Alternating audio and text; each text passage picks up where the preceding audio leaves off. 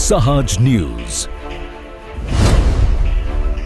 સાપર વેરાવળમાં એક પેડ માં કે નામ અભિયાન હેઠળ ભવ્ય વૃક્ષારોપણ કાર્યક્રમ યોજાયો।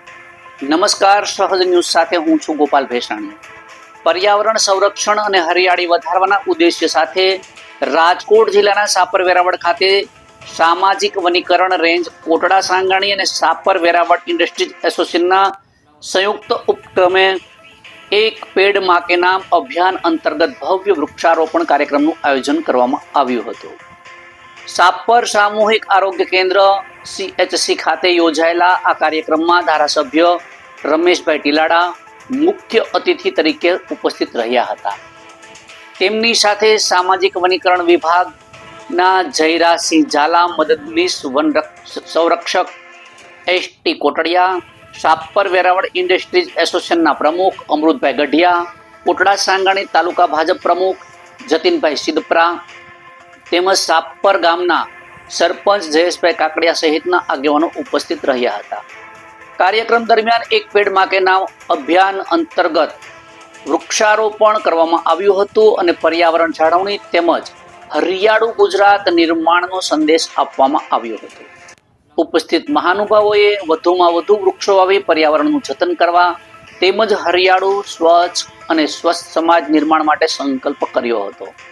આ પ્રસંગે સાપર વેરાવળ ઇન્ડસ્ટ્રીઝ એસોસિએશનના હોદ્દેદારો, વિવિધ ઉદ્યોગના વેપારીઓ અને ઉદ્યોગપતિઓ ઉપરાંત સાપર CHCના અધિકારીઓ તથા કર્મચારીઓ મોટી સંખ્યામાં ઉપસ્થિત રહ્યા હતા।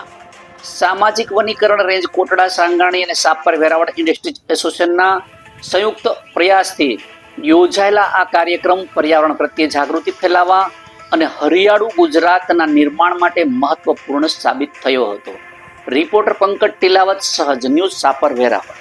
આજે સાપર વેરાવળ CHC સેન્ટર ખાતે સામાજિક વનીકરણ રાજકોટ, કોટડા અને સાપર ગ્રામ પંચાયત અને સાપર વેરાવળ ઇન્ડસ્ટ્રીયલ એસોસિએશન આયોજિત વૃક્ષારોપણ કાર્યક્રમ હતો અને 400-500 થી વધારે વૃક્ષ વાવવાનું અમારું આયોજન છે। વૃક્ષની સાઈઝ પણ ખૂબ મોટી છે અને ખાલી માત્ર વાવવું નહીં પણ એનું વાવી અને એને ઉછેર થાય, એની દેખભાળ થાય અને એનું સમગ્ર આયોજન સાથે અમારા ઝાલા સાહેબ ડીઓકો અને અમારા સરપંચ જયેશભાઈ કાકડિયા, અમારા પ્રમુખ અમૃતભાઈ અને ઉદ્યોગની સર્વ ટીમ બધા સાથે મળીને આવું આયોજન કર્યું છે। અને હું લોકોને પણ કહું છું, સાપર વેરાવળના અને સમગ્ર સમાજના લોકોને, કે વૃક્ષ વાવો અને એનું જતન કરો અને આવતી પેઢીને આપણો વારસો સારો આપીએ, પ્રકૃતિ જાળવીએ, એવી સૌને હું વિનંતી કરું।